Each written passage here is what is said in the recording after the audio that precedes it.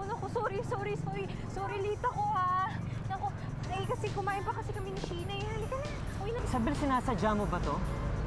Alam mo namang ayoko sumali kasi sa dance troupe na yan eh. Ano bang kailangan mo patunayan sa akin? Kung wala naman akong gustong patunayan sa'yo eh. Ang gusto ko lang naman, sumayaw. Kaya bakit ba hindi mo maintindihan yun? Nagsasayaw ka rin naman. Dancer ka rin. Di ba dapat ikaw yung nakakaintindi sa akin? Dancer din ako.